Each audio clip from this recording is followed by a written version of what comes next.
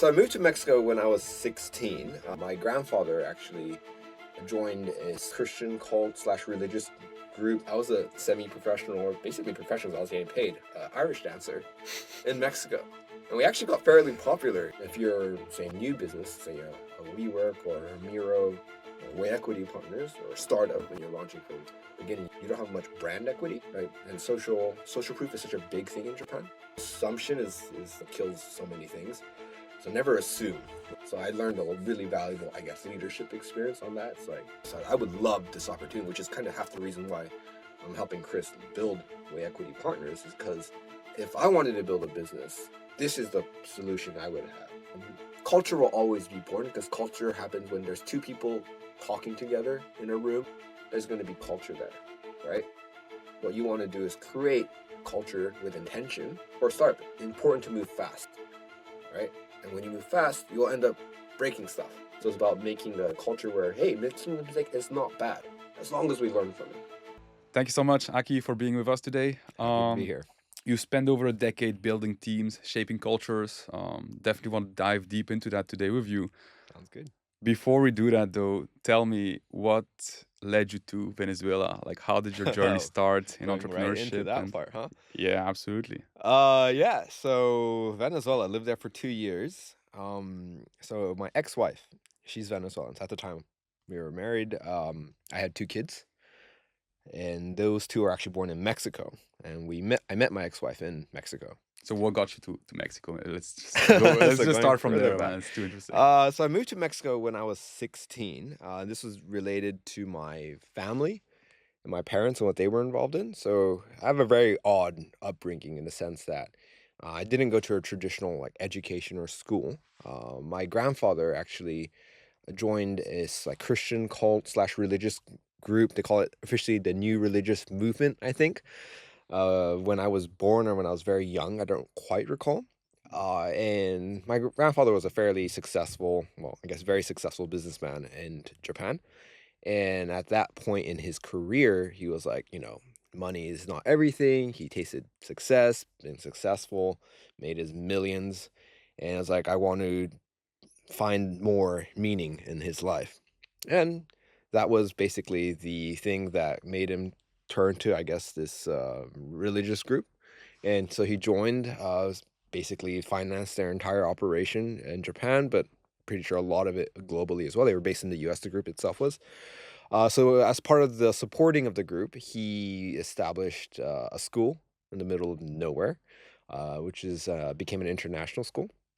So this is where I went to. So my entire life, actually, since I was in Mexico? No, in Japan. Okay. Yeah, this was this international school in Japan. So I went to that school. So again, my entire education, even in Japan, was entirely in English, which was where I learned English. So I didn't learn English. I never lived in the US or an English-speaking country. But yeah, that's kind of unique. And how that led me to Mexico was that the group did encourage a lot of, like, when you're young, in like teenagers, to travel abroad or to do volunteer work or missionary group, like the Jehovah's Witness, I guess, or the Mormons, maybe. I suppose they all do that. So my 2 sisters, so I have 3 siblings, so 4 of us all together. My 2 sisters were in, for example, Mozambique for 6 months, Africa. They also spent, I think, 6 months in Russia, I believe, in the east part.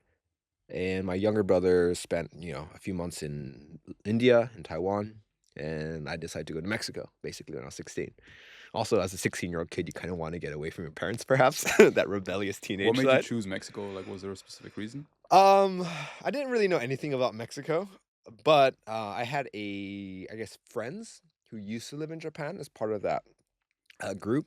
They were American friends, and their whole family relocated to Mexico. So I was like, I want to, I have friends there. They're cool. Mexico sounds interesting. It's like Latin culture is completely different from Japan. Also pretty far from my family, I guess, as a teenager. Beautiful girl, great food. As a teenage boy, we were pretty shallow in that area. So I was like, okay, woo. So I flew to Mexico, 16. And that's kind of how I went there. Started actually a small little business.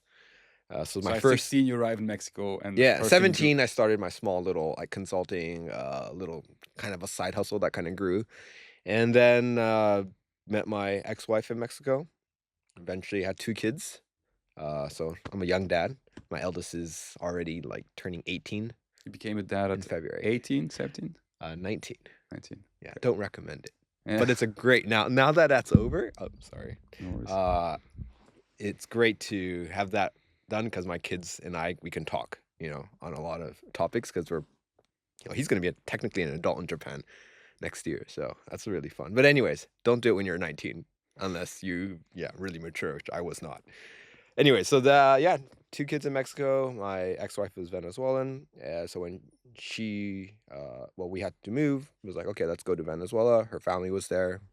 A lot of stuff going on with the group at the time. So it was Why like, did you guys have to move out of Mexico? well, we didn't have to move out of Mexico. We're just like trying to figure out what to do next as a group. I mean, sorry, as a family. Yeah. And it's like, okay, well, Venezuela, she has family there. You get Japan some wasn't, support. yeah, exactly. And I wasn't really thinking about actually ever going back to Japan at the point. I was like, I love Mexico, I love Latin America, and I was more comfortable there than I guess I was back in my in Japan, which I hadn't been for a while. So yeah, moved to Venezuela in 2000. When was that? 7, I think. Yeah. So According to your LinkedIn, at least it said 2008. I'm not sure. maybe But, yeah, 2008. I'm not sure. Yeah. I don't remember. It's Yeah. all kind of blurry. So yeah, started a consulting firm there, which is again, as a kid who didn't really know what he was doing at the time, I was like, what can I do? Well, I'm Japanese. I have a Japanese passport, and Latin Americans all look up to like Japanese made goods or Toyota because they think, they make really good stuff. And yeah, Toyota does amazing stuff. Of course, it's a Mm. great company. So basically, took advantage of that, studied up on the Toyota way and lean manufacturing. Just went deep dive into that, and was like, you know what? I'm gonna sell this.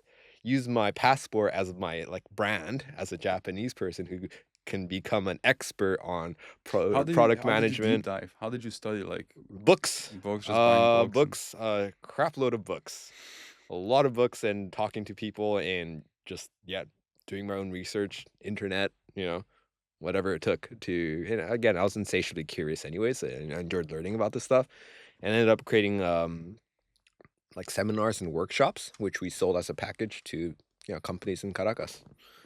Yeah, so that was my Venezuelan foray and my attempts at entrepreneurship. We used it to survive for 2 years. that was feeding the family, That was basically. feeding the family, yeah. And so I tried to also expand that to Colombia. So we actually were living in Colombia for several months. So didn't quite work out, but it was a great experience in Bogota, beautiful city. Recommend if you've never been. And then went back to Venezuela, but then the political economic situation in Venezuela it's always been, I guess, kind of rough, at least the last several years. So What was happening? I mean, the whole I mean, hyperinflation. hyperinflation, Yeah. yeah. I mean, it was crazy. When I was there, it was really funny because, I mean, now in hindsight, it's funny. But their currency is called Bolivar, right? But because the inflation was getting out of hand, there were too many zeros on like million, Bolivar like bills lying around. So you're like, the government basically said, we're going to have to like keep this in control. So they knocked off 3 zeros from all the circulating currency and they called it Bolivar Fuerte. So what was once, say, 1,000,000 Bolivares became 1,000 Bolivares. Jesus. That's how bad the inflation was. And like basic staple items you couldn't get, like flour, sugar, and it's crazy because there's sugar cane in Venezuela. But yeah, anyways. What's those? How do you deal with that? So by the time you're like your father of 2 kids, Mm. like you're single income for your family at that time? No, so I was living with her family as well. So Okay. we kind of just try to figure stuff out, like hustling and, just being creative, I guess.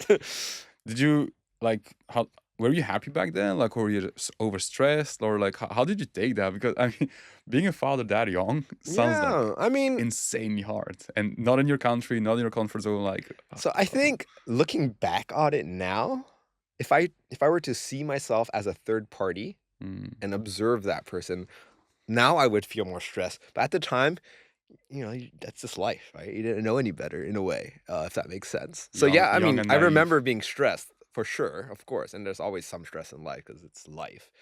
But it wasn't like, oh my God, it's the end of the world, whatever. It's like, okay, how are we gonna deal with it?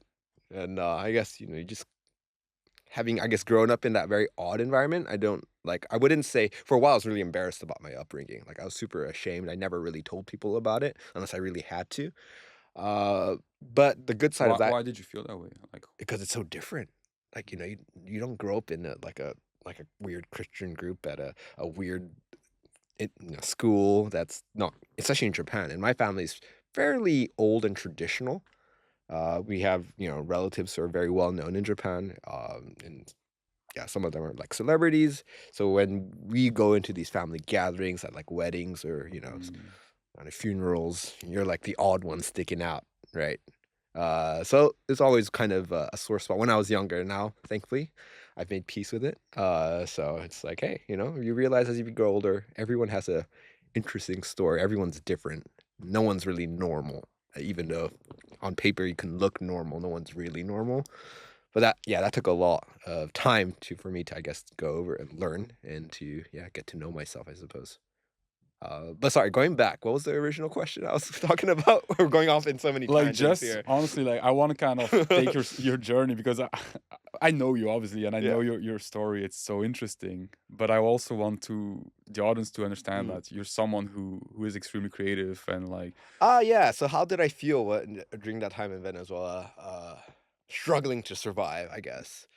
I wouldn't say. I mean, sure, it was a struggle, but I mean, it's like life, right? mm, You go through it. And at the time, I didn't really, again, didn't know better. And so I was pointing out earlier that the weird upbringing that I had was actually an advantage because it forced me to adapt, to have to be able to adapt, right? Just all these different things that are not normal and, living in a multicultural upbringing because we had people from the US coming over. My education was in English and different cultures, and all of that kind of forces you to have to adapt on the fly, and since experiencing that as a young child, all the way up at that until that moment as a young adult, you kind of just like roll with the yeah, punches. It's like okay, this is life. That's how shit is, Part of my French, but yeah. So for me, it wasn't at the moment. Sure, it was not easy. I was never coasting for sure, but yeah, I mean, looking back on it now, I was like, damn, I really appreciate that because it was an adventure. I can tell that to my friends, and now we're having this conversation. And like, yeah. it's an interesting story. It's like, I'm actually like, even sometimes I catch myself like, damn, that's some, you Like you did feel some, blessed almost to yeah. have I been mean, through it's that. really interesting. Would I go back and do it again? No, because I've learned better, so I don't have to do that again. But it really is an interesting conversation. For example, I don't know if we talked about this before, but I was a semi-professional or basically professional. 'Cause I was getting paid Irish dancer in Mexico, and we actually got fairly popular. We got bookings at really great locations, and Was that before the consulting yeah, yeah. company? This is when I was in Mexico. Yeah, Okay, yeah. yeah. So Okay, tell us more. Tell me more. Tell us more about that first. I love Irish culture. Ever since I was a kid, I love the music. I feel like it's such a soulful and happy at the same. Like it's I don't know. It's emotional. When it's happy, it's really happy. When it's sad, it's really sad, and you really feel it. And I just love that. Like Irish music moves me in both directions, which I love. And the dancing, Irish dancing, the tap dancing. I was a huge fan of like Michael Flatley and the Feet of Flames. And before when he was in Riverdance too. Yeah, I I was a have no really clue weird about kid, that. Yeah, but I loved it, and that's pretty niche. I can say I was a professional Irish dancer A Japanese guy in in Mexico. Mexico. Irish dancing, yeah, his heart out, man. I loved it. That's another epic story, man. Yeah, I mean, so many stories like that. It's I fun. love it. I guess let's go back to Venezuela. So Yeah. at some point things got really bad. When so the business, how successful was the business I mean, as it I? was never really successful in the sense that, like, oh, this person runs a company, he drives a nice car, and he's taking it easy. No, it was a hustle, right? Like Mhm. going out here to sell How did you sell products. it? Like how did you approach the Networking, connections. Some of it was like literally on the street, door to door sometimes, but most of it was through referrals and connections. Mm. How long Uh, did it take you to make the first sale? Do you remember, or is it too long I ago? really don't know. I think my father-in-law at the time, so my ex-wife's father, had some connections, so we were able to use that. I also had a few connections, but yeah. But, Yeah. just the hustle. I mean, that doesn't Yeah. really change throughout life, you're always gotta be Yeah, hustling. I've done door-to-door sales for several years only on commission, and I Mm. just remember that aspect of like I have no clue what I'm doing, but I also have nothing better to do in my day, so I'll Yeah, keep knocking on doors and, and they say, what's it? Necessity is the mother of invention, so, yeah, that spark is necessary sometimes to get you off your ass, and in my sense, I guess my whole life was that spark. I love it. Like, walk me through then, like Mm, the what got you back into Japan, like because I definitely want to talk more about your journey on like building teams and yeah. cultures and stuff, but like how did you get back into Japan from there? So 2010, I believe it was spring, right before May, I think, I returned to Japan. Remember, because it was freezing cold, coming from Venezuela. Uh, but yeah, so that was that. I started actually another business when Bringing I your family yeah, to with my the whole family, yeah. of course, with my kids. They're still in Japan. This is awesome because I got to see them on the weekends. And yeah, first thing I started was actually another company, which didn't really work out. So tried to do that for about a year and something. What was the company? It was called Mobile Marketing Japan. So it's basically it was helping local small businesses create customer loyalty programs. Because at the time smartphones were starting to come out. I think the App Store came out a few years earlier, or at that time. I don't remember. Mm, It's all distant history now. But I was basically, app people search more at the time. There's like a cool stat, like I think it was like a large percentage of the searches. I don't remember if it was 60% or 70% of like say searching for a restaurant or food when you're out is done on mobile, like a huge chunk at the time. And now it's of course even higher than that. So it's like, you know what? If I can combine that with things like technology like Foursquare or Facebook Places or even like Google Maps, I can help these small local businesses may not have a lot of idea about technology to create like some sort of platform where they can utilize that and create a presence and get their mm, kind of SEO ranking, suppose, but for mobile specific smartphone searches and mm. locations, and then create tracking of points so that they can get like instead of having all those, you know, even now there's so many point cards, but I wanted to like combine that into one Yeah. location, which was a great idea, I It's suppose, but my execution was it's crap. an amazing I mean it's an amazing idea. Like it leads me to my next question. Like, how do you get the chance to still see such a good idea? I mean, think about such good ideas when you're busy being a dad, having to feed the family. Like, I feel like it's very hard in that kind of situation to see this stuff. Like, it's so Uh, early in the journey of like, I don't think so. I mean, I think I mean, that's a good question. I suppose there's no like how do you say black or white answer. mm, Creativity, I think, is something that's nurtured, but we practice, right? I say I think if you, I don't know, do something that requires like pretty straightforward thing day after day after day after day after day, and some people love that, right? And they're amazing at it. And they're creative in that specific field. Uh, but like since for me, I think I was forced to adapt because out of necessity, really, not because I wanted to, but because I had to. Maybe that kind of had forced me to rewire my brain just because it's almost survival. So mm, like, where's a good next opportunity? How am I gonna feed my kids next, or whatever? It's that just seeing keeping an eye. And not all of them really work out either. I can't say I'm a successful entrepreneur at all. I'm not. I'm just another guy, helping other people, trying to do something positive while making a income and building something with my life still. So I'm still haven't achieved success by any metrics.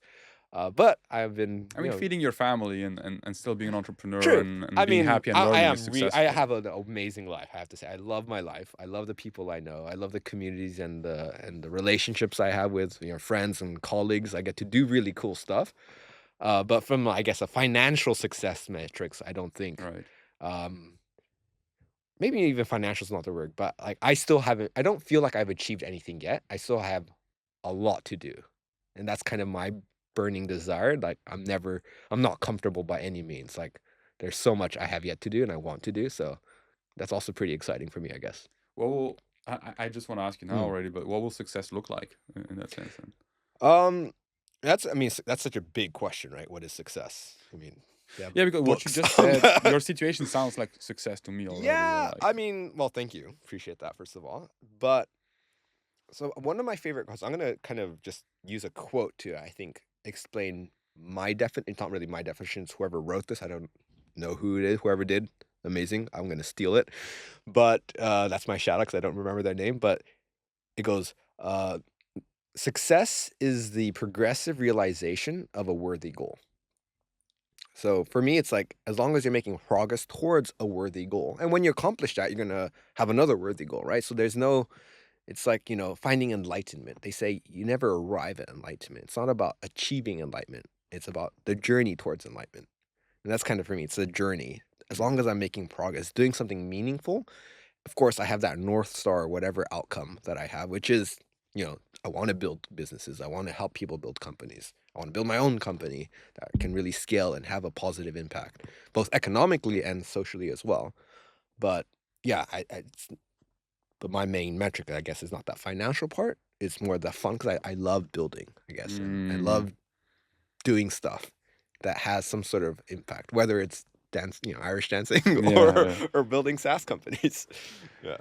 I feel like curiosity feels like that's what's fueling this whole journey, right? For you, Yeah, I like, think every successful person, whatever their field are, I think it's generally driven by curiosity. Because in order to do something well, you got to be interested in it. You got to love it, or at least have some sort of alignment with it. And there has to be some spark, I think, or interest at least. And if you're interested in something, you're gonna want to know more. Or how can I do this? What can it be done better? How can I change it? Whatever that is. Sometimes I actually think one of the things I'm working on is that I have too many areas I'm curious about. When you have too many, we were talking about this earlier, nothing gets done, right? So I need to better focus, and that's something I'm working on personally right now is to be better focused. And I'll get to all the stuff, but nothing, can't cover everything. mm, I feel like for even for entrepreneurship, Mm. right? Like when you have that freedom of the entrepreneur, like you see so many opportunities all the time, and that having too much opportunity is a real problem. Yeah, I mean, yeah. You deal with so many founders. How often is that an So issue I'm for not a founder founders? right now, right? Mm, I'm helping a friend I'm working with. He's the founder of a company called Way Equity Partners, and he's already a successful entrepreneur in his own right. He's the one who co-founded with his best friend a company called Schmatz here in Japan. Very very successful. famous. Yeah. And they're really great, amazing people. They're very down to earth, and that's something that I really admire about him. Is like, despite their successes, he doesn't wear flashy watches. I mean, he could if he wanted to, but that's not what's important for him. And very down to earth, honest, and enjoy working with him. But yeah, what I'm doing right now is not my company. I'm not a founder, but Way Equity Partners, we're a company builder. And thanks to Chris's hard work with Schmutz, we operate on a permanent capital basis, which is not a fund, which doesn't have a limit. So it's like long-term success building with, people. So we have our own business models that we ideate as much as we can. We look for amazing people to build those companies with, and Mm. then we launch and scale them and basically act as a co-founder, So, but etc. so my question was more around like you. So you guys are interacting a lot with Yeah, founders, yeah, that's my main job, I guess. and So that's how what I do do you there. keep them kind of, I guess, focused? Because I feel like that aspect that you just mentioned, Mm, like the curiosity kind of taking you to every way possible, is yeah. an issue that a lot of founders and entrepreneurs struggle with. I would Like, say how do you that, deal with that? Yeah. I mean, number one is our founders are amazing. They're amazing people, right? What we call them founding partners because we partner with them and they build and lead their businesses that we work with to build. Uh, so I think the benefit of like for our model specifically for the type of people that we want to work with, we focus on team entrepreneurship, but we also have businesses that are gone through or are in our validation process. So we have a pretty like structured approach to building scalable companies, because anyone can build a company, but not many of them are going to reach say 100 million ARR, which is basically what we feel Japan needs more of, and it has the 100 potential million to. yen you're Oh, talking sorry, about? USD USD. ARR. Okay. Okay. So billion-dollar companies, right? And the market size in Japan definitely has space and should have more, I think. But again, entrepreneurship is still in the nascent early phases in Japan, which is also great though, because that means there's very few, how do you say, competitors out there. Thankfully, they're starting to become more, and there should be more, but there's plenty of space and plenty of opportunities in Japan with a market this size for Mm. new SaaS tech companies to be born from here that can become $1 billion valuation. Of course, for us, valuation doesn't really mean much because we're not really targeting that. We really want to build profitable, scalable companies that will not just, we don't really care for like a IPO in 5 years thing. It's more like let's build businesses that last and Mm. then keep growing that because, yeah, that's what makes it fun for us. It's, again, that journey. Why does IPO, the vision of IPO in 5 years, not equal success? Well, an IPO is a Oh, tool, right? It's a process and it's very useful and sometimes it's a great milestone. But I don't think a company's goal should be or mission should be to IPO because that's just a milestone as part of the journey of building a successful, impactful company. mm, The goal should be to build a successful, impactful company, right? That's profitable, that can scale, that's, you know, being a great ROI for the shareholders and investors, but as well as creating, ideally positive impact to society as well. mm. And I think those two can go very well hand in hand, and we need more of those from Japan. Yeah, So IPOs we are great, but just a stat yeah. or a milestone that you may or may not need. Yeah, I'm happy you actually took the conversation more Mm, towards what you're doing right now at Way Equity, and because that's really where I want to, take the mm, conversation with you because you have so much experience, I guess, hiring, building teams. Like, how when we meet founders, often they will mm. talk a lot about the product, about raising Yeah. money, and very little emphasis on hiring and team building. And I feel like Mm. someone like you, what would you tell those founders in general? Like, I mean, I think most people, I don't, maybe they just don't talk about it, but I think all successful founders know that hiring is their number one priority.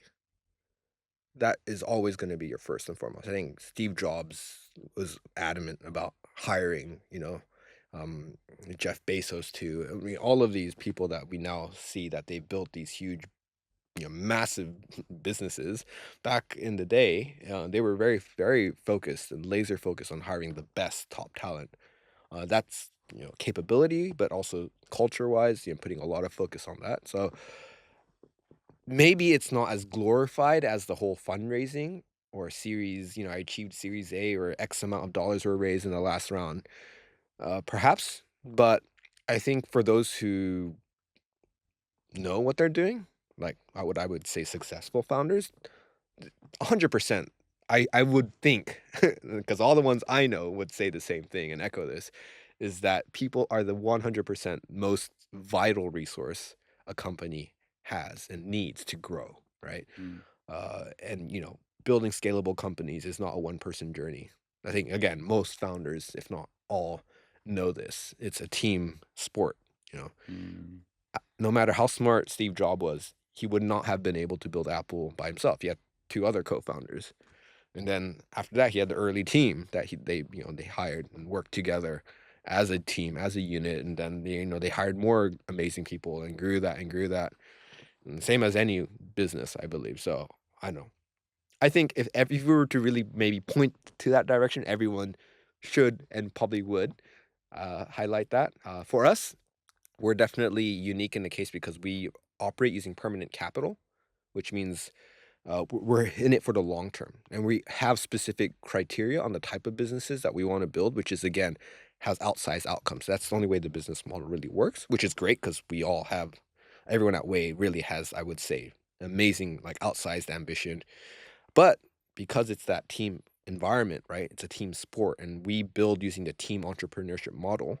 It's not person going out on their own. It's like, hey, you're building with us, mm. and we are building with them, and together we're going to create an amazing team that will create those amazing outcomes. So you start from the team, and then you start like you go for an A lot of the specific times, yeah. I mean, product. there's different patterns, obviously, because hiring in Japan, especially for something as unique as an entrepreneur, right? You don't hire entrepreneurs, and to be honest, like technically, we don't hire entrepreneurs. We partner with entrepreneurs Mm, who want that, specific way to do it. They don't want to do it on their own. They want to work in a team environment. They want to build big, let's say, ambitious outcomes, right? And obviously, we all know many hands make light work. Your chance of success, if you have a team in place, goes up exponentially.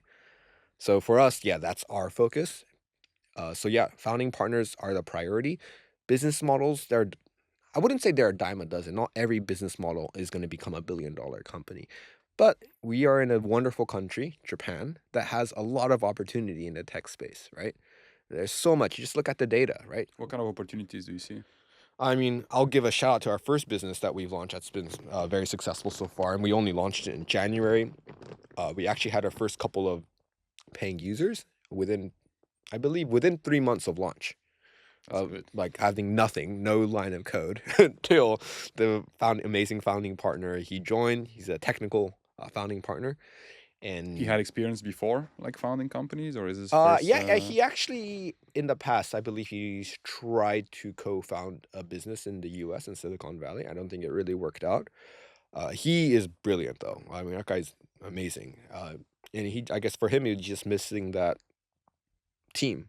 Yeah. And we provided that, I guess, as a team. And he had the raw capabilities, and we work with him as a partner to build that company. So that one is again in sales tech.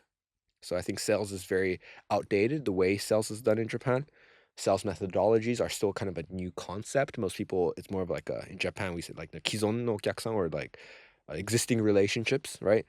Whereas, how many companies are really targeting new clients, expanding, growing their customer and user base?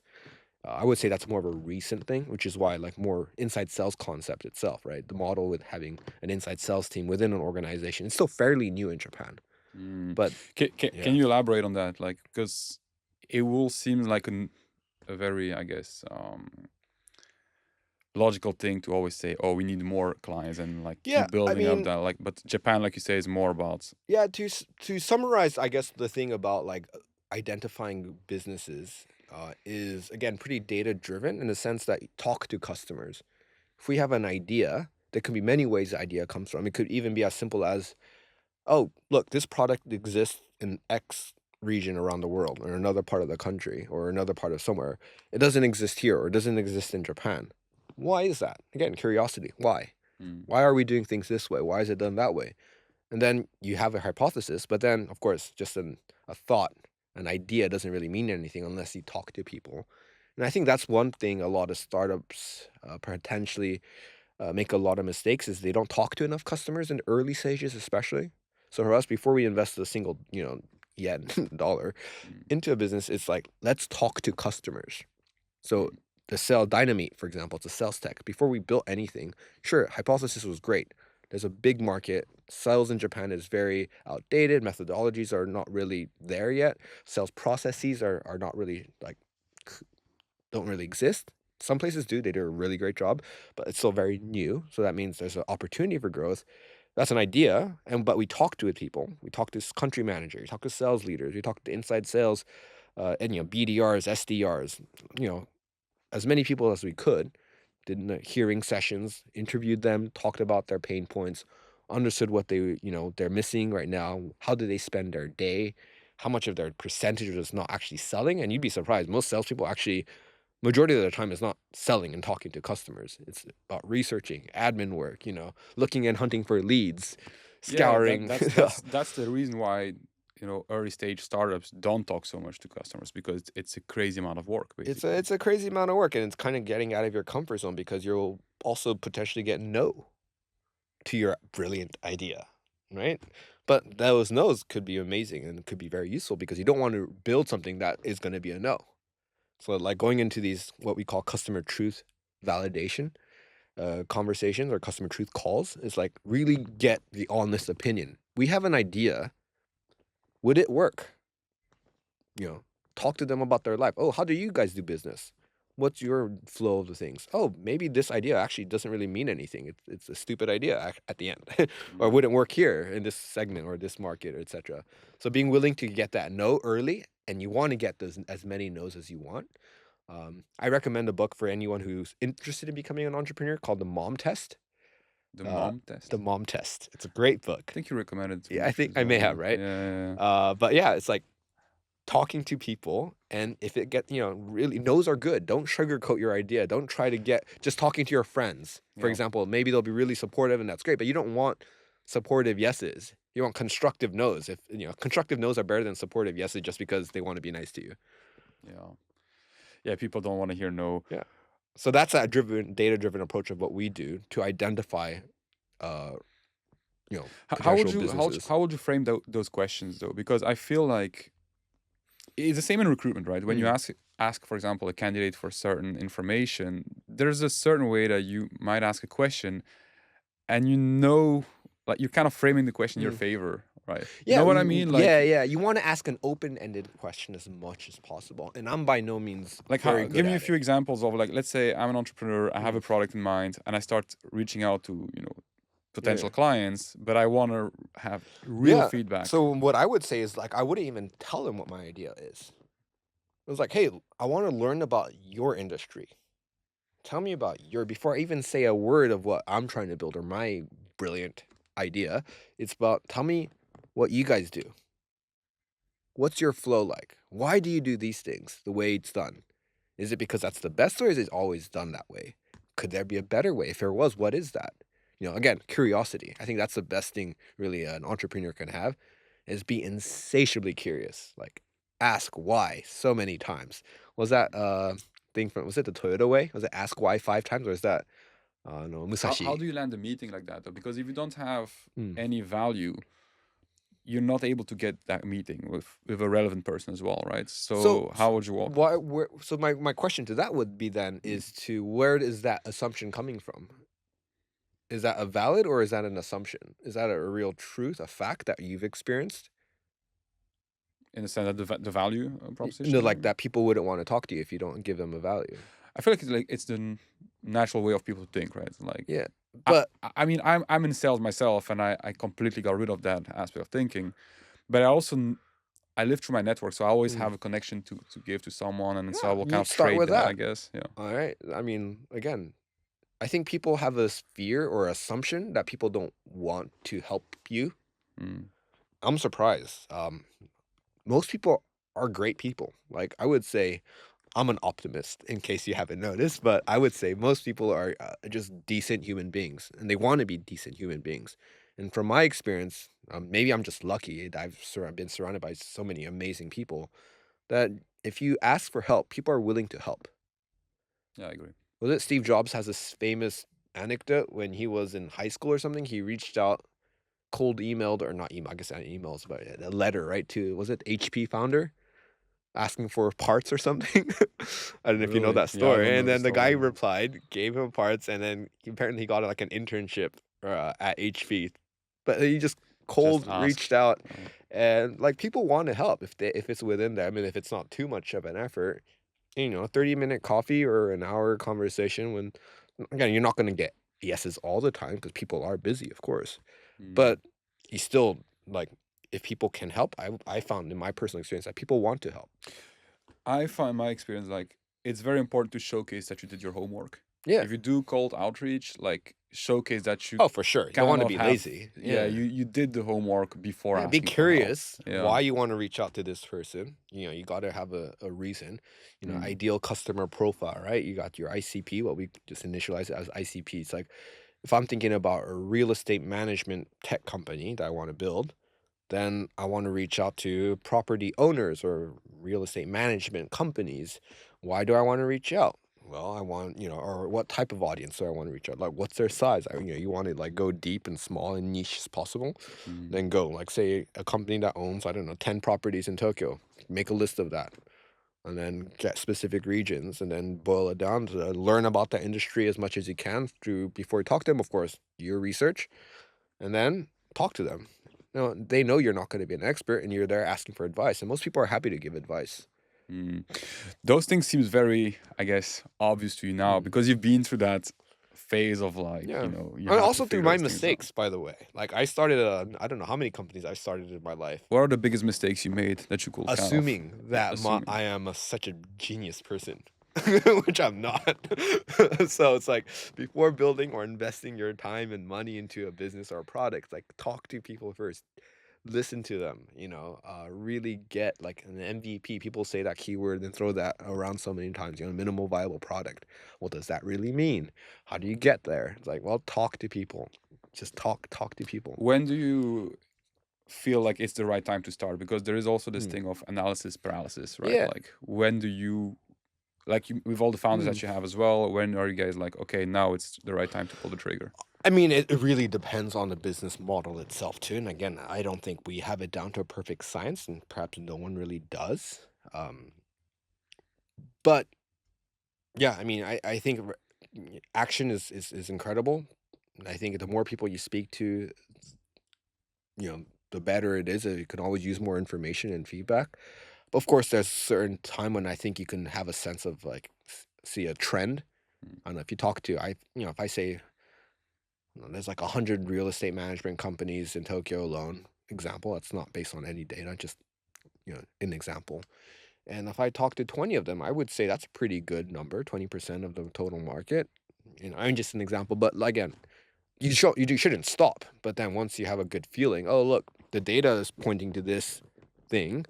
Uh, that's when you can start building an MVP, right? Based on this customer feedback, data, validation, etc.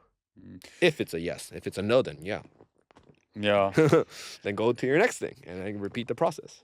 Like among, with Way Equity or even before, you're surrounded by a lot of entrepreneurs. Like, what are the key, I guess, I want to be surrounded by more entrepreneurs. We're looking for more founding partners. That's our bottleneck. what does an attractive potential founder look like for you guys? Like in terms of like qualities and Qualities, yeah. We have something where we simplified it into one, ambition. Got to have ambition. Like we want people, we want to build amazing business, like financially successful, economically impactful, meaningful companies, right? So in order to do that, you have to have a certain level of ambition. how does someone showcase ambition? Great one. That's really a lot of times is like asking them about their experience, why they do certain things, when it was their in their past experience, what did they do to achieve what? How did they go out of their way? Did they go above and beyond a certain thing? Why was that? How did they go? What's the definition of above and beyond? I mean, there's so many ways to gauge that. Again, it's never 100% accurate thing, but I think when you're recruiting, you've obviously been in this for a while.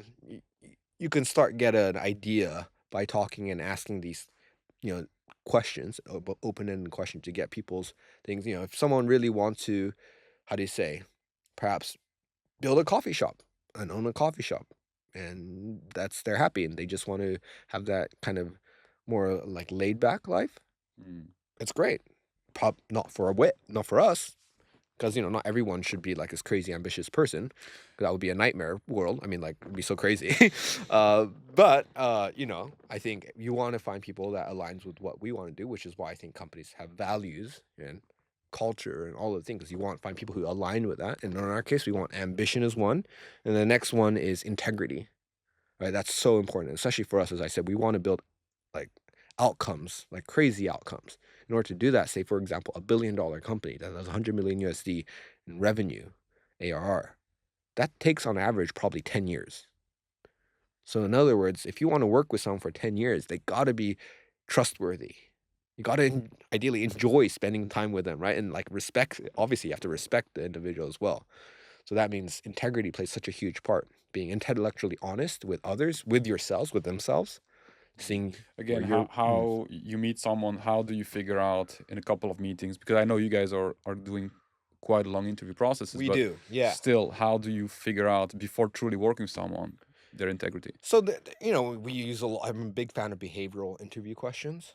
You know, specifically using the STAR method. Situation, task, action, results. So using that format, asking behavioral Can you interview actually elaborate? questions. I don't know the STAR format. It's a pretty I probably common should. interview format when you interview someone. Yeah. So, for example, how do I know someone is good at, I don't know, being a customer success manager? Say, when I was helping to launch Miro in Japan, we hired a customer success managers, right? Instead of saying, are you a good customer success manager? Why do you feel a good customer success manager? What do you feel is a good customer success manager?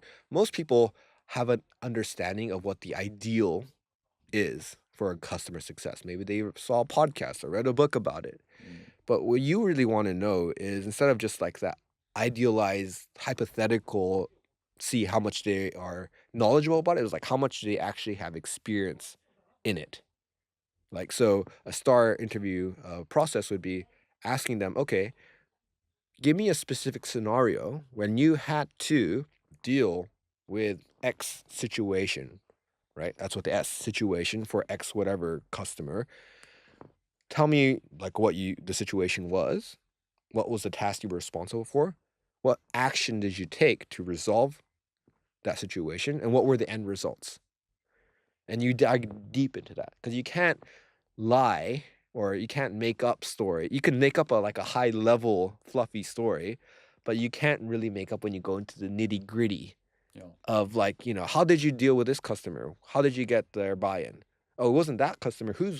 How did you get to the key decision maker? Or who was the economic buyer in this scenario? How did you get through to him? What was the actual process? Like, usually can't go on the first call. Maybe you had to go through various networks. How did you expand this account? What were the processes? What was the strategy and tactics you used to do that? Like, dig deep. And if you don't know what you're doing, you're going to get lost. Whereas if they've actually done it before, they can tell you step by step, this is what I did. These are the actions I took, and this was the result. What would you do? Let's say perfect candidate on paper. They have a track record, but you also can clearly tell they're bullshitting you during that phase of questioning. Is that like a no go for you? Then like, okay, Of no, course, because on transparency and honesty is that's where the integrity kind of yeah, falls apart. right.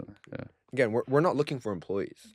Mm. Looking for founding partners that we're going to invest X amount into them financially and work together for 10 or more years, ideally for a really long time, to build businesses that can last a really, really long time and continue to grow and scale. So that's potentially like a lifelong partnership that we're going to be doing with them. So it's like we want to work with amazing people because it's really fun when you get to work with amazing people. Mm. And it can be a real headache when you work with people who just, you don't get along with, for better or for, sometimes it's our fault and their fault. That's why you want to make sure you're aligned. It's not about they're bad or good either. Yeah, of course. Right? It's about making sure you're aligned on the direction, the values, and really dig deep there. So ambitions, Ambition and integrity. Those are the two core ones that like high level.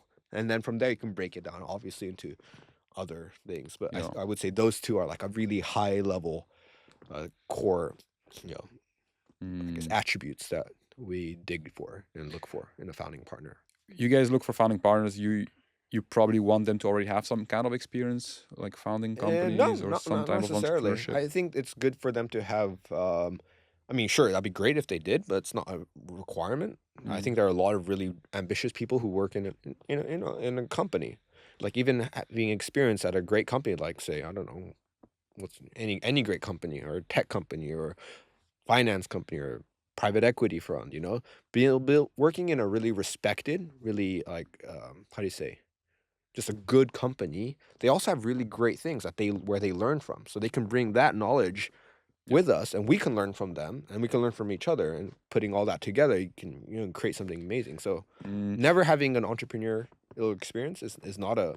I guess you've been through it, right? No. You helped scale Miro, you helped scale WeWork. Well, yeah. So, but mainly like, my focus and background has been in like launch, specifically from a recruiting and HR and operations side. So same as WeWork, right? I was more like in charge of. I was the first HR person on the ground, first recruiter on the ground. Hire the core team. Walk me through that. Like how hard is that? Like what are the key lessons you took from this? Like so many lessons. I can imagine. So WeWork was already pretty successful. Yeah, I WeWork guess. was different. Every company, as you know, recruiting in Japan is always a very difficult, how do you say, challenge? It's a big challenge. It's one of the hardest markets to recruit for any company, even if you're a pretty respected company, it's still difficult. If you're, say, a new business, like, say, a WeWork or a Miro or Way Equity Partners or a startup, when you're launching from beginning, you don't have much brand equity, right? And social proof is such a big thing in Japan. Like, people really want to know, you are associated with a larger something well-known, or brand is super important here. So this is definitely very difficult. It makes the difficult even more difficult. But that's also what makes it interesting, right? And the challenge is what I like, I guess, for better or for worse. But yeah, there's no real cut and dry solution. There's no magic bullet. It's there's the pretty typical stuff. What's the hardest part in the beginning? So you're the first employee for WeWork, like. Oh no, I wasn't the first employee for WeWork. I was number 8. I Okay, think. still very small. We had some teams from the U.S. come in Japan. Okay. Yeah, we had a few. We had a salesperson already here. We had a few people in our design and development A team, so first HR architects. person, Yeah, I was the basically. first HR, So you're first the one people who has to person. build up the culture as well for Japan Yeah. Well, again, office. WeWork has a pretty. At the time, they were already getting in the news. They already had an HR function in the U.S. Granted, it was still very chaotic and Mm. confusing, but WeWork is amazing because through all the stuff it went through in the news, the rise and the fall and the implosion that happened, of course, everyone's seen, I'm sure. Um, I probably work with some of the most talented individuals ever at WeWork. Some of the most like mission driven, just amazing, ambitious, skilled, just really great people. Unfortunately, the outcome was the outcome that it ended up being. Uh, I mean, WeWork still exists, so. Yeah. But Yeah. yeah, so I would say like Japan was I didn't have to really do anything from scratch Mm. because there was a lot of stuff that's done. Some things, sure, but it was more like adapting to local needs and then of course adding my own, I guess, Aki flair to it. Mm. But it was more just focused on like at that stage, What we are the just need to key hire. things that you learned there actually? Because I am curious about Mm, that journey. Like, I think, especially for a market entry, uh, you know, Japan is such a unique culture. We have our own ways of doing things for better or for worse, and for worse, I would say. There's good and bad to it. And when someone's coming from overseas, like say WeWork's case was New York, US, New York, which has their own very unique culture, sometimes it doesn't work really well together, right? I think sometimes there's mistakes on both sides in can you those give me an cases. example of like Like for specific example, for examples? the New York side, like they were used to doing things in a certain way when it comes to recruiting, right? At the time, WeWork was already had a big name. They were in the news a lot, talked about, at the peak almost on the way to the peak. So it's a lot of Mm. positive media coverage, I guess, around them. So it's a lot easier to recruit, and generally it's a lot easier to recruit overseas, anyways, in the U.S. specifically than compared to say Japan. And the number and ambition and just the culture of what they thought they knew best didn't always work in Japan many times, right? In many areas, whether it's construction, design, architect team to the hiring, of course, and the sales, etc. So it's that culture clash which happens all the time. So and from Japan's side too, it's like I think sometimes we make the mistake, and I do personally as well. It's like, oh, we've always done it this way, and so this is how Japan should do things. Almost that's like a crutch, almost like Japan doesn't do it this way because this is how it's always been done. For me, it was the lesson learned is like, even though things are always been done, doesn't mean it's the right way, or doesn't mean it can't be changed or updated. And sometimes it's the space between the two, right? So for me, it was a great experience. Like, okay, I wasn't used to doing it this way, but that kind of was like, wow, like this different way may not work to the way they want it, but definitely my old way needed to change, and then we found a new way, and we did something that we thought was impossible to scale Mm. WeWork Japan to create our own fully bilingual architecture and design construction team in Mm. Japan, How do you etc. communicate that? Because you are, the Mm. one building the culture. How do you communicate that to people that hey, there is another way to do this? Like we have to kind of, I guess, adapt and like, I how mean, do you at the handle that? time, I was still learning, so I can't say I was like such an experienced leader or anything at all. I really wasn't. Um, but I think respect is super important. Hear them other person out. There's no your way or the highway. You have to understand there are certain things, of course, you have to have confidence in what you know, what you think is best, but always leave some room for doubting too, I guess, in that sense. Leave some room for improvement. Like, hey, I don't know everything. Learn. There's a great poem, my favorite poem, probably number one or two or three, but top one changes around. It's called If. I don't know if you know it, Rudyard Kipling. I think we talked We about did this talk last about time. it last time. Yeah, Yeah. but I used to have it memorized. I forgot it, but there's a part where it says like, uh, you know, leave room for like some doubt too. Like have conviction, but always like leave room for that curiosity. Leave room for you don't know everything, where you can learn basically. So always keep an open mind to learn, but still holding firm to your convictions. So that's that fine balance. And I think dealing with anyone, not just overseas, but with friends too. It's the same thing. Like maybe you're right, but hey, may could be wrong. So Finding that balance is yeah. very hard. But also one thing is like I think data-based communication. So use data to back up your hypothesis. Don't just say this is what I think because that's what I think. It's like, okay, this is what I think based on this data set, right? Show that as proof. I think that could make meetings especially go more efficient, especially when it's like,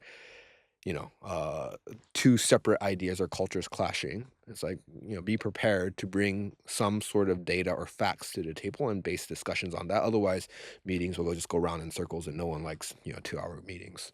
It's a waste of time, everyone's time. Yeah. Yeah, it sounds. I can imagine the challenges that you had to go through. It was great though.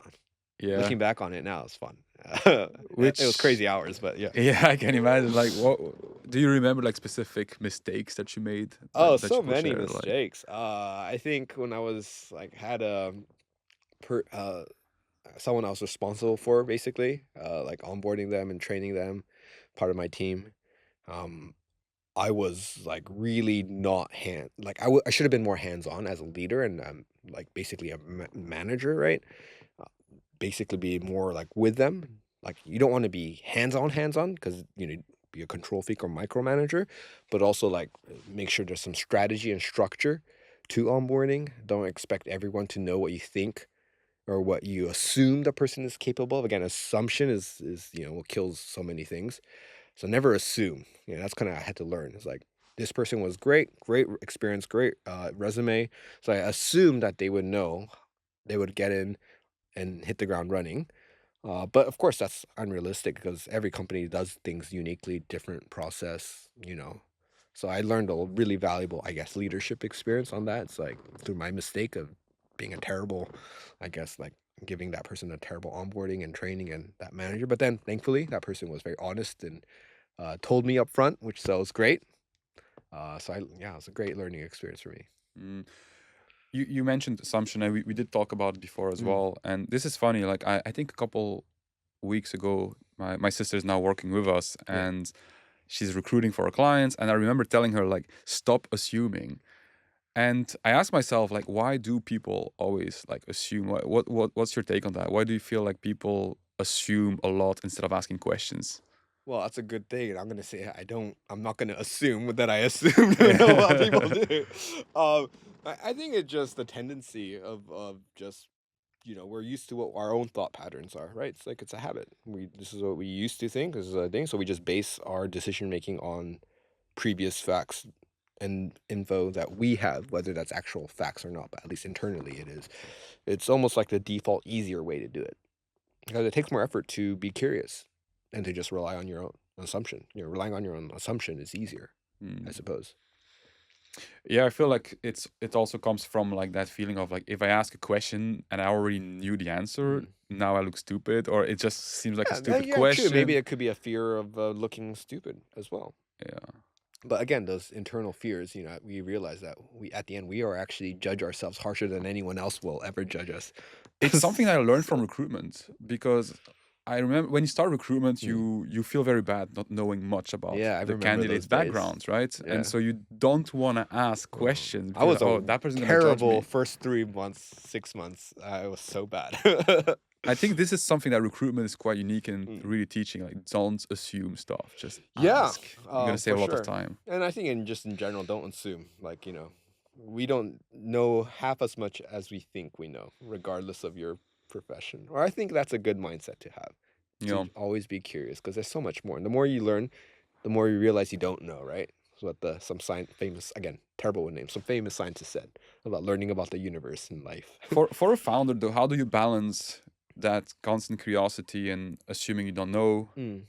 and also confidence in like pursuing, I like, would say actually that's something I'm learning to do better at, like being confident.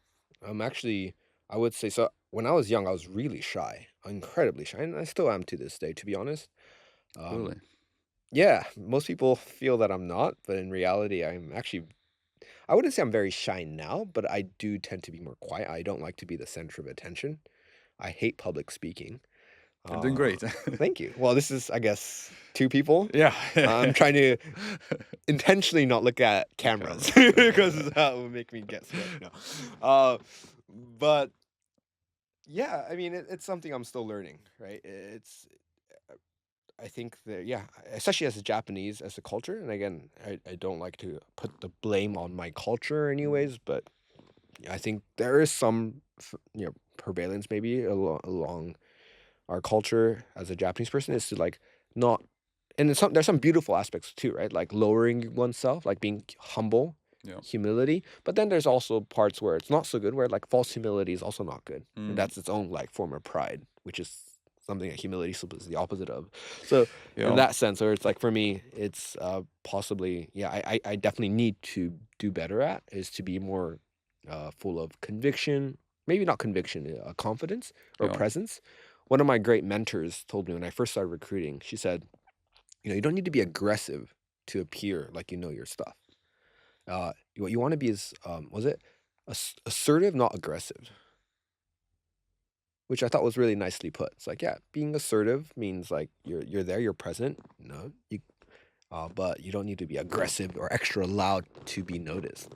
Yeah. Like, I'm still working on that That though. might be the balance, right? Be assertive, not aggressive. I'm asking because I'm imagining like founders who they have to lead Mm, teams, and I'm actually in that situation myself where I never really know how to balance this, like constantly asking for feedback and being curious about how mm. people feel about what we do, and also keep moving forward. It's such a hard balance to find. Sorry, can you rephrase that question? The question is more like, I mean, I guess there's no question here, but it's more my observation so far is like Mm. leadership, because we're talking about leadership as well. It's like, what is a good leader for you? Should a good leader be more, I guess, constantly curious and like, looking, assuming also that they don't know, or should they be more Yeah. like, I feel I like the mean, balance is really hard for a leader what to was find. it? So the founder Wei, Chris, the founder of Way, he uses a thing I thought was really great, a phrase. It's like, uh, strong convictions loosely held. I thought that was great, It's pretty cool. right? You don't want to be dogmatic or religious about your beliefs, Yeah. but you also, you should have confidence, especially when you feel like you know what you're talking about. Like you need to like be able to say your piece, say it with conviction, but you shouldn't like be dogmatic about it because, as I said, make space for doubting too. Just in my case, I think some people have the opposite where they're really out there and maybe aggressive. In my case, I'm kind of the opposite where I need to be more like that. So it's always, as human beings, we're like a pendulum. We love our extremes. And Mm. it's about finding that in between. With your founding partners, like how do you manage that? If you feel like those people are a little bit too much, the pendulum is swinging a little too much into Everyone the is wrong way. different. I would say though, we're very lucky to work with. I mean, to be honest, some of the most brightest people there are. I think, and perhaps I'm being biased because they're my, I guess, partners and colleagues. But I would say it's, you know, perhaps that's why one of the criteria for us is like intellectual honesty, which is being yourself, knowing your own weaknesses, knowing your strength, knowing your all of that. Um, so I think most like our founders have that in spades. So, but yeah, I mean, it's about talking to them. Again, I don't lead or influence the founders in their business Yeah. as far as strategic decision making goes. I'm more on there helping them to lay out the frameworks, finding their co-founders, the culture, creating a culture strategy behind that, etc. Mm. But yeah, I think that's something that everyone's working on. What are But like common, I guess, weaknesses that you see in founders? everyone is different, man. Mm. There's no commonality. Everyone is so unique. Mm. I would say, yeah. I mean, even out of our four founding partners, or three founding partners, one entrepreneur in residence, basically they're going to build a business with us. So founding partners, they're all so different, which is also what makes them awesome, because they all have their own strengths and weaknesses, but they're all varied. There's nothing like, Yeah, there's no common. Some people are maybe more have stronger convictions, and doing something that they feel is the right way because of their experience and expertise. Maybe some of them need to be take that a little lower back. Maybe the other one can like up that upside a bit more, have more convictions on, and being moving forward with it. Mm. But everyone's different, so I wouldn't say there's like a commonality. Just the fact that they're going on this journey with us, huge respect, and like not many people are. There's only four. I've interviewed probably over 1,000 people Wow. for a founding partner away. So far, we've only you know committed and made a decision with four people. So What's, I guess, then among those 996 that didn't make the cut? Like, what are like what is the pattern? What kind of common issues do you see that you're like those are not founder material? I mean, it's not like so the problem with in our case, it's not we're not like we would think I would think if I were, you know, on the other side, I would love this opportunity, which is kind of half the reason why I'm helping Chris build Way Equity Partners is because if I wanted to build a business, this is the solution I would have. Mm. I would go to because I have kids. I can't quit my job and just try to figure out how to get things done. I never built a successful business myself. I don't really know what I don't know. Um, I would need an expert team to work with me, you know. So for me, that's why I'm one of the big reasons why I'm helping build this with Chris is because I really truly believe that it's an amazing product, I suppose, if you were to use the product term for this. Yeah. Yeah. I feel like it's a good hedge as well, like for people. Like Yeah, I mean, they're I mean, hey, it's like, you know, if you, as they said, like, if you want to go fast, go alone. If you want to go far, go together or go in a team. That's kind of the way we approach it. you know I want to deep dive with you a little bit more, I guess, on the culture aspect. Mm. Like when early stage startups like probably often like don't really think that culture is important, and I feel like culture changes along the way all the time. Yeah, culture is made up of the sum of all the different people that, you know, make up a team, right? But how do you build a culture? Because you can also, I mean, based on what you just said, you could Mm. literally just let it loose, and you don't know what you're ending up Culture with. will, I would rephrase that to say, how do you build a culture that is specifically designed to get an outcome that is beneficial for everyone in that specific business? Because Mm, that startup has a specific outcome. A company has a specific outcome, right? So you want to build a culture that will optimize communication, optimize interaction to get to that point as effectively and efficiently as possible. I mean, that's a really, how do you say, hard, logical, cold way of describing it, but that's kind of to simplify it. Culture will always be born because culture happens when there's two people talking together in a room. There's going to be culture there, right? What you want to do is create culture with intention for a specific way. So if you want, you know, for a startup, important to move fast, right? And when you move fast, you will end up breaking stuff. It happens. So how do you manage that in a responsible way where you can go for an outcome? So build a culture of like really good, open, fast communication, right? It's not just okay to break stuff and that's good. Like, I don't think so. It's you learn from it. How do you learn from it? Is by talking, getting each other feedback as fast and as quickly as possible in an effective way. And then to do that, you have to have respect. You have to have honesty. You have to have some sort of caring, right? And positive like culture there. So you have to design for that. mm, And again, every company is different. Depending on the size, you move more deliberately. You know, maybe if you're finance, you can't really afford to make many mistakes with customers' money or whatever, you know, personal information. So you have to build a culture that will be more specific to making least amount of mistake as possible, having a lot of redundancies and checks and balances in place. mm, If you're a startup, you just can't really afford to do that because you got to go fast. But you also don't want to make big mistakes either, right? No one really wants to make mistakes. But that will happen. So it's about making a culture where, hey, making a mistake is not bad as long as we learn from it, as long as mm, we communicate and share that learning with each other so that we don't repeat the process.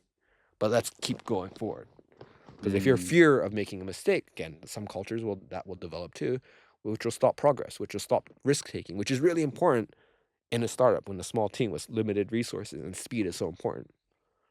Based on what you've seen, what makes the difference between a startup that manages to build up, I guess, the healthy culture you just mentioned, or the opposite? Like, what are like those actions, I guess, that startups don't take Mm. and end up not having a healthy culture? I mean, to be honest, you hear about like I'm very grateful because I would say like there's not many terrible experiences I've personally faced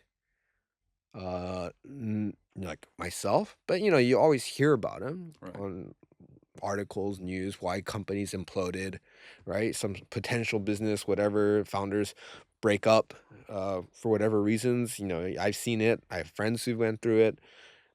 You know, they started a company together, but they had a disagreement and they couldn't work it out. So the business kind of, didn't go out as they thought, and so like that's the result of Mm, having an bad culture or whatever you call it in there. It's like you need to build around, and that's why mm. like values are so important, right? I think like a common mission, vision, statement for a business, because that's the anchor or alignment or the North Star. But that's the thing. Mission and vision, Mm. I feel like that also changes so much with a startup. Oh, for sure. I mean, that's not a bad thing, but I think there should be some sort of core mission and vision statement that will be your North Star. And if it changes, that's perfectly fine. That's not a bad thing, because if it doesn't serve your its purpose anymore, you don't want to keep holding on to it. Mm, Change is not bad, but you do still want to have some sort of common set of values, something where, because when you're hiring someone or building a team, if people want to do separate things in their own different ways, it doesn't mean they're all bad, right? It just means that if everyone's running in different directions, you're not going to move forward, or you're not going to move in the direction you want yeah. for that business to move forward in. That's why, like, the value, the mission, vision, those things are super important to start relatively early in the journey of a new business, because that's going to be the North Star until we decide to change it. Until we decide to change it, this is where we're going. And you want to surround yourself with people who can agree on that and work with you towards Yeah. that same direction. I feel like startups often are like in the early days you're chasing revenue as well, and so you kind of put that aspect aside, and like later down Yeah, the line you're just like, which is dangerous, right? Because it's that chicken and egg, I guess, thing. But I think culture is the part where you just got to be really intentional from the early stage, because you can't. It's hard to change. It's like mm, easy to change like a jet ski direction, whereas a ship, like they say, the Titanic, for example, or any of those massive carriers. mm. It takes a long time for, I don't remember, there's actual like minutes or hours it takes to like change course or whatever, however many degrees. But If you yeah. had to found a company yourself right now Mm. and build a team, and which one will you put more importance on? The culture aspect of like chasing revenue first? Because I feel like revenue also helps everyone to feel a little bit more secured, Yeah. and like then you can build up a culture. Like, I but mean, that's the what? thing about a startup though, right? Mm, It's like they say is that was it? I read somewhere, Chris actually uses this too, but I've read it somewhere too. It's like uh, building a startup is like building a plane while you're falling down. While you're falling down. It's like nice. it's all important. It's all you need to keep it a priority. That's what that's what makes startup, I guess, so difficult in some case, but also super exciting for the right Mm, person. yeah. Because it's all important. Revenue is important. If you don't have revenue, a company's not going to go anywhere. If you don't Mm, have culture, a company's not going to go anywhere. I think a business is made up of two. This is personal philosophy. A successful startup or a company made up of two core ingredients. One, a successful, or not, maybe not the word, or the right business model. Number one, some businesses models are going to scale, some aren't. Right? Some are easier to scale, some are harder to scale. Finding that right one is important, and then the culture, the team, the people, because they need to execute to achieve that specific goal. mm, So it's like you need them both. And I, yeah. I don't like which one I would prioritize. I would be one of those people that says both. Those If really you had annoying to pick people. though, if you had to pick one, Both, because they are both important. They're like two halves. It's like a but tripod. It's like, okay, if you had to take off one leg, which leg of the tripod would you take off? It's like, well, you take off any one, the result's the same. It's going to collapse. I feel like if you have a great business model and a great business idea, Hmm. you still can kind of make it. Maybe not True. with the I right would say people. you could potentially, but then depends on what your metric of success is then. Like, what Yeah. are you measuring for and against? For me, I want to have a great time, a fulfilling time, doing something I care about Mm, with people I care about, mm, and making, a profitable business together. yeah. Those two are like some things I want to do together. I'm not going to do one with the other. That's me. Maybe for other people, it's Yeah. different, right? I'm talking purely here as a successful startup, like Mm, a running business. I feel like the business idea and the business model yeah. could beat Right. the team in that Like, for sense. example, like, do I want to run a $1 billion company but be the most miserable person on the planet? No, Yeah. because I want to have fun while building a $1 billion company. Mm. Yeah. What's like one question you feel like every founder should ask himself before getting onto the journey? Mm. I would see if, like, really think, is this something you care enough to do for the long term. And actually, so in Japan case, this is different though, because I would say the inverse of that is like, what are the real risks of doing it and not doing, right? So what are the risks of staying in your company?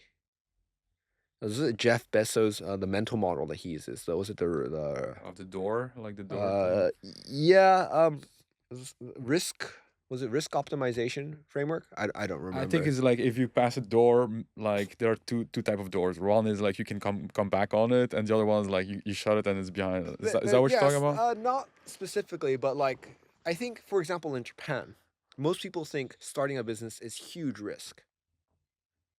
But even, for example, God forbid, say Hive, right? You started it, you took the risk. It doesn't work out. Worst case scenario. What's the worst that's going to happen? You'll probably find another job Yeah, at another company because most companies, when they see that you try to do something your own, in fact, your value probably goes up because you were willing to do that. So the worst case scenario, it's not going to be the end of the world, even though if, Hive does fail.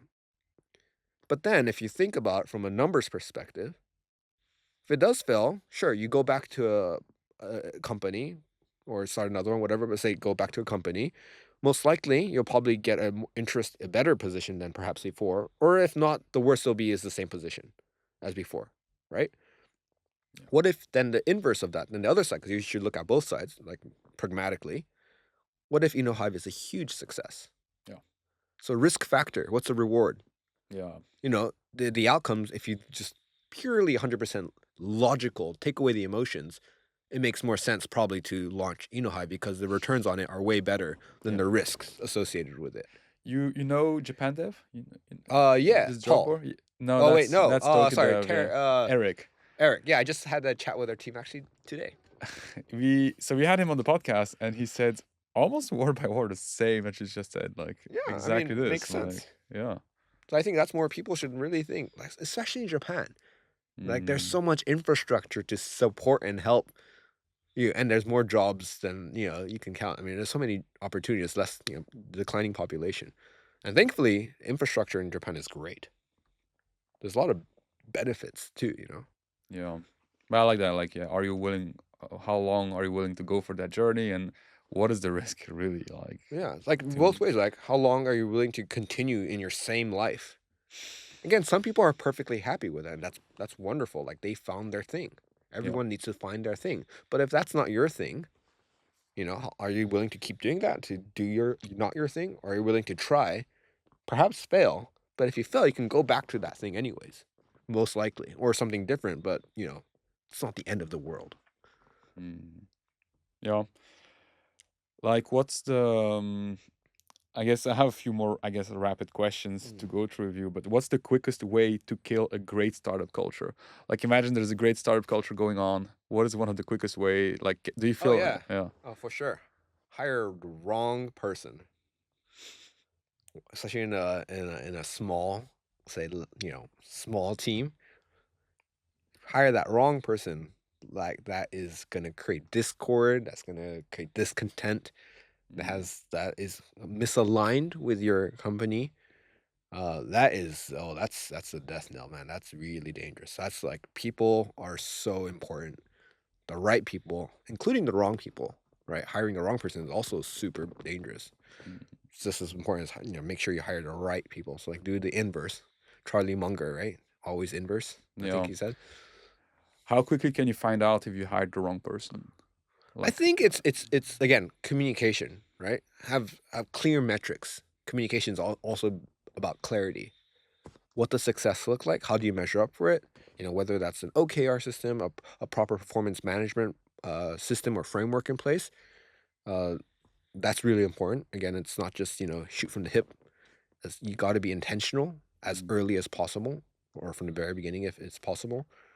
So having those places in place is super important. And if you find, if they end up being the wrong person, I think it's actually doing them a kindness to let them know early and to help them move on because that means they're not happy because they're not getting the results they want to, right? mm. So it's Imagine a situation where you have a very high performer, like especially in sales, you have this mm, often, right? The guy is killing it, making a lot of sales, yeah, but he's kind of a little bit toxic for the culture. What do you do as a leader? Do you fire the person? Do you Well, keep the you person? got to see if it's look as a leader or owner of a startup or founder, you're Mm, thinking again 10 years. mm. Toxic culture, is that guy gonna have enough revenue to cover for 10 years of growth as a business and everyone else leaves the company? Is that single person gonna do it? Can you scale with that person? Most likely not. It's like there's, how do you say it? Like again, if you want to go fast, go alone. Mm. If you want to go far, go with a team. And I guess that's what the founder needs to understand. Is their goal again that quick IPO and they exit, sell, and then Let's that's it? imagine you need the revenue though. Like, let's imagine that this toxic person brings in the revenue that you Mm, need to continue the journey for the yeah. startup, but it's not good for Their the company, culture. and it's that's so I would say I'd rather die as a business from not die is a strong word because I'm again maybe I'm an optimist. There's always another way. Even though if there's a temporarily setback by helping that person move on to where they're gonna be happier and be a better fit. Um, Overall, I'm gonna enjoy my journey a lot better. Again, that's my personal metric of success. Is not necessarily finance is important, but that's more of it's more like scores on the board. It's not the most important thing, but it's a nice thing to see as a Mm, gauge. One of the metrics, I suppose, but it's not the most important one. I want to have a good time doing meaningful work with amazing people, right? That like having like that's super rewarding. You probably know this as well. It's like working with someone great that's worth its weight in gold. It's just amazing, like real, genuine people that you respect. You can communicate and you really enjoy spending time with them, working with them, building something together with them. That's also its own currency. And I mm, highly value that. So again, revenue is important, sure. But if it's going to destroy the company culture, personally, I would get them to move on. If, I would give them chances, of course. Maybe more than the normal person, perhaps. Maybe not. I don't know. But um, yeah, because we will figure out a way. mm, If you have a strong culture, which you means also that you have processes in place that will help people excel, mm, right? So it shouldn't be, people think like positive culture is all soft and always kind and never saying anything harsh. Like good communication is when you care deeply about the person, but you care enough that you can challenge them directly too, yeah, without ruining anything, without ruining your relationship. that's good. So performance is important. That's part of a healthy culture is having high performers. Yeah. I'm asking you, this comes from my experience where I was working in the agency and Mm, I was never really part of the culture, but I was a very high mm, performer. And I've seen management kind of just closing their eyes on it and just leaving it alone. And I was always like, what will I do if it was me? Like, will I fire myself? Or like kind of try to isolate that person as much as you can? And that's why I'm keep asking you all these mm. questions, but it's interesting. If you had to describe your journey in one word, what would it be and why? It's been an adventure, adventure, just because it's taken me from Latin America, South America, Central America, back to Japan, in various industries, like Irish dancing is one, a few others. So yeah, Adventure. We were with Juanas before you arrived. We were guessing you will say chaos. I prefer adventure. I mean, adventures. There's that certain chaos. You're right. Uh, It is chaos, but I think adventure is part of the chaos. I mean, Chaos is adventure is great. adventure because it's new, and that new is chaos. Yeah, no, And I chaos. think it may be a nice way to say chaos. I start to really like the word chaos at this point. Like running a startup, I'm like chaos is great. Like Yeah, it's if all there's about no chaos. chaos, then it's not an adventure, because it's just the same thing, same old, same old. Yeah. Adventure requires some chaos, requires newness. It requires a little bit of a monkey wrench here and there. Where do you see yourself in 10 years from now? 10 years from now, so if I were to visualize this, I'm starting to do this a lot more. Close my eyes in the morning and visualize like who am I going to be working with? I see Way Equity Partner being a massive success in the sense that it's helped people break out of their old mental models and for especially for those who like maybe have kids or who can't for whatever reason build a huge business but they really want to, male, female, mothers, fathers, whatnot, have the opportunity because of Way to build these impactful businesses. And through these economically impactful businesses, while also doing, again, good for society, really just changed the way a lot of Japanese, especially the younger generation. I mean, I have, again, 3 kids now, see like opportunity here in Japan. I think Japan, a lot of people have somewhat of a gloomy outlook right now, right? You know, the economic situation, the recession, or the lost generation, all of these things. Um, but it's so much potential. I mean, Japan, to be honest, is not that bad. Sorry, Oh no. I live in Venezuela, Colombia, Yeah. Mexico. It's Japan is an amazing country. Sure, it's not perfect, of course not. Like no country's perfect. Japan is definitely not perfect by any measurement of the word, but it's got so much good going for it. It's amazing. I love living in Japan. I'm not saying this because I'm Japanese, because I generally it's so comfortable. Mm. All right. But of course, because of the comfort, it's also, maybe made it very, how do you say, comfort is not the best place for entrepreneurs, I would say. It's probably the worst. Yeah. So, I think Japan right now is the prime time to really change before it gets really how do you say, uncomfortable for the country as a whole, with the aging population, economic situation. If we don't change, it's not going to stay like this forever. Mm. The It's gonna get ugly. I mean, look at history, right? The rise and fall of nations, economic history, and all of that.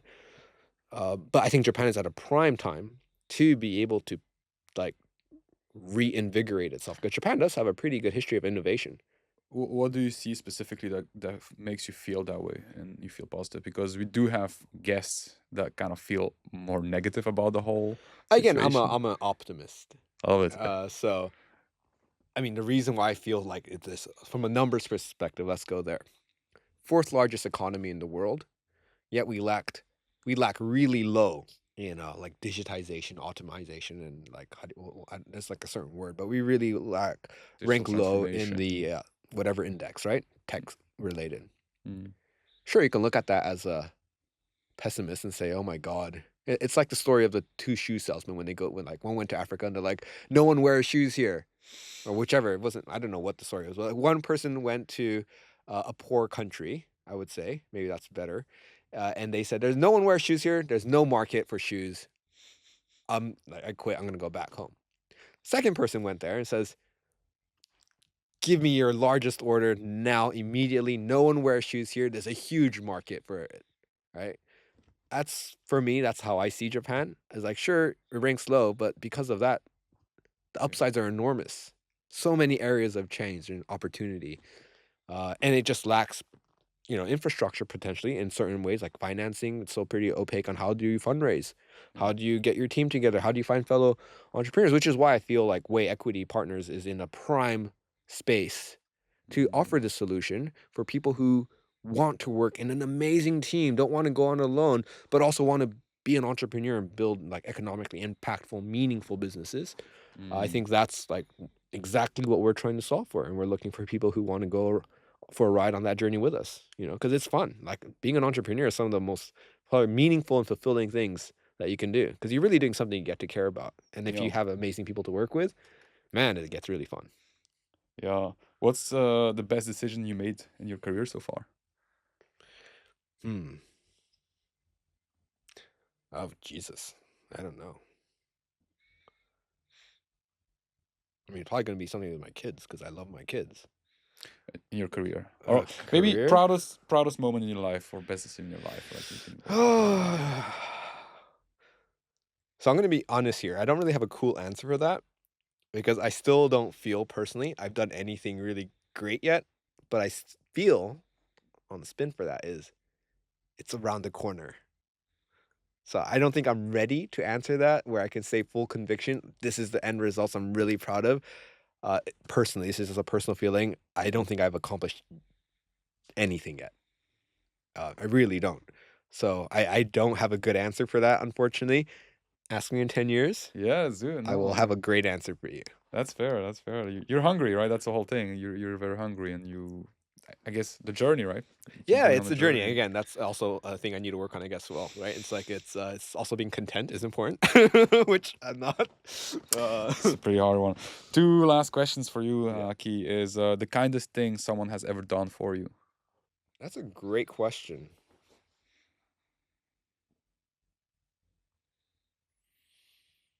Hmm. I mean, I've been so blessed in my life, really, to have amazing people around me, from friends, family. Like I love my family, my cousins, uh, colleagues and mentors. I think the kindest thing in retrospect, which might be a little bit, how do you say, not the normal thing, is someone was willing to give me some harsh feedback when I was starting my first attempts, like my career as a recruiter. So that was after my first business failed in Japan. Had to figure out some way to make money. A friend said, "Hey, recruiting is great. Grow your networks." I didn't really know many people in Japan at the time. Just came back from Latin America. So I think it was like 6 months in, I was in terrible, and this person just told me, my manager, actually my not my manager directly, but yeah, like management, really great. Just told me like, you know what, don't worry too much about how you feel, because I had a fear of like failing. It was like you just need to do it. Like action speaks louder than words. Um, and yes, it's not going to feel good the first few times, but the way you've been doing things, like I was really just trying to not make a fool of myself, like you said. I was first time recruiting, didn't know what I was talking about. I was like, gotta just hit the phone, Aki. Otherwise, you're not going to make it in this industry. And if you want to make it, you just gotta like get your head down, grind, and yeah, work hard, but just pick up the phone, make a fool out of yourself. It doesn't matter. You just need activity, increase that activity, and you'll learn. And experience will teach you. So it was kind of a harsher, I guess, feedback at the time, because my first, I think it was 3 months in or 4 months in, my performance was really not good, my activity. Mm. But that really just kind of shook me up. And now, in hindsight, I think that was like really a kind thing, because I don't think in a very respectful way, right? It's not like this person was saying it in like a spiteful way as a manager. It's like you're shit, or Mm. but yeah, it was a bit harsh in the sense like, hey, this is the reality. You're not going to make it if you do this.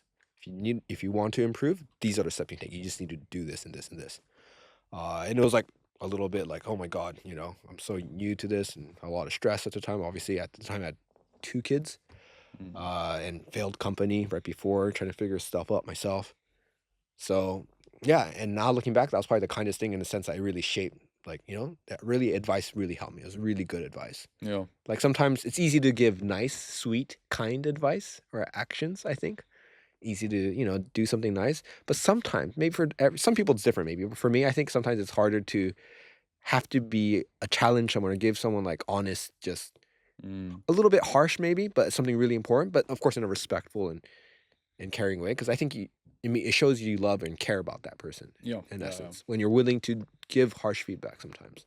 Yeah, and just have that uncomfortable moment Yeah. because it's not fun to give harsh Yeah. feedback, right? So I would say that would be my, like, it was a really, I wouldn't say it's the kindest thing, 'cause I've had so many kind moments from my kids. When I was really down, people like giving me a hand or a shoulder to cry on, etc., or just hearing me out. But yeah, I mean, from a career wise, I think that was probably, yeah, Yeah. one something that comes to mind. The last question I had actually for you was like, what's the best advice you ever received from someone? Which, Oh, I wouldn't say it was a word. So it's my grandfather. I would say it was how he lived his life. It was amazing. Actually, my dad too. So maybe my grandfather, my dad. So my dad's dad and my dad. Um, it wasn't really. Yeah, I wouldn't say. So my dad is a man of few words. Your typical, I guess, Japanese father. Stoic. Doesn't say a lot. But like just like the way he lived, he's went through some really like harrowing moments in his life, especially when he was younger and even as he's gone older. But like none of it really affected how he interacted with us, in the sense.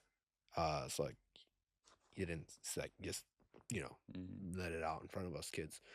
Um, as obviously I'm an adult, I want him to open up more. But I just like, facing life with a stiff upper lip, if you were to say it like a British do. Uh, in the positive sense. It's like, you know what, life can get you down, but you keep going. You get back up and you try again.